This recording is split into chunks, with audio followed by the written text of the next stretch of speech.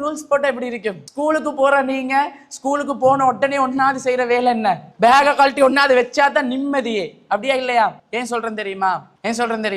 அல்லாஹ் குர்ஆன்ல சொல்றான், உங்களோட தாய் இருக்கிறாங்களே, ஹமலத்து உம்முஹு வஹ்னன் அலா வஹன். உங்களோட உம்மா உங்களை சுமந்தாங்க எப்படி தெரியுமா? வஹ்னன் அலா வஹன். மிச்சமே பலகீனப்பட்டு நிறைய கஷ்டப்பட்டு. அல்லாஹ் 2 தடவை சொல்றேன் இந்த வார்த்தையை, வஹ்னன் அலா வஹன். பலகீனத்துக்கு மேல பலகீனம். லேசான ஒரு விஷயம் அல்ல. வயிற்றுக்குள்ள நீங்க இருக்கிறீங்க, ஒரு 3 கிலோ 3.5 கிலோ 4 கிலோ புள்ள இப்படி இருக்கும். வயிறு வந்து 9 மாசமா விரும்பியோ இல்லையோ அந்த புள்ள உள்ளுக்கு இருக்கிற காலம் வரைக்கும் எலும்பினாலும் புள்ள இருக்கும் உள்ளுக்க.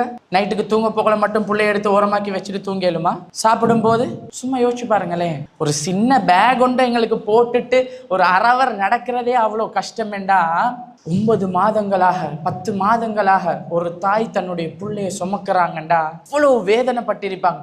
தூங்கும் போது விருப்பம் மாதிரி திரும்பேலா, புள்ள நசிஞ்சிரும். உள்ளுக்கு எரிக்கும் போது ஒரு 3 மாசத்துக்கு பிறகு புள்ள என்ன செய்யும்? அசைவுகள் ஆரம்பிக்கும். 4, 5, 6 மாசம் ஆகும் போது புள்ள உதைக்கும், தள்ளும். எந்த உமாவது புள்ள உதைக்குதுன்னு கோபப்படுவாங்களா? ரசிப்பாங்க.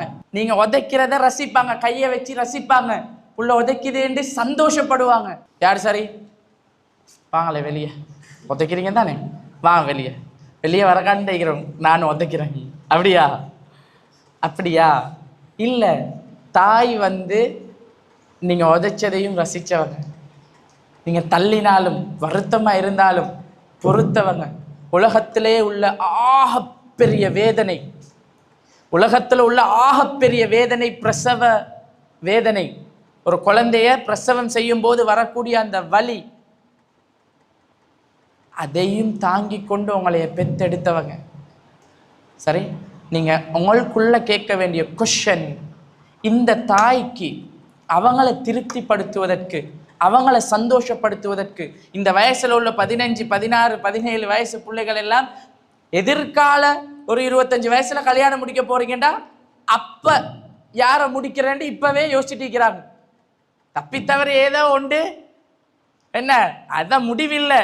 சும்மா சான்ஸுக்கு என்ன செஞ்சுட்டு ஒரு பொம்பளை பிள்ளை உண்டு உங்களுக்கு என்ன செஞ்சுட்டு கிடைச்சிட்டு வைங்களே, பேசுறதுக்கு ஃபோன் நம்பர் கிடைச்சிட்டு, சிந்தனை எல்லாம் அவ சந்தோஷப்படுத்துறது எப்படி, அவ மகிழ்விக்கிறது எப்படி, அவ இம்ப்ரெஸ் பண்றது எப்படி, அவக்கு சர்ப்ரைஸ் கொடுக்கறது எப்படி.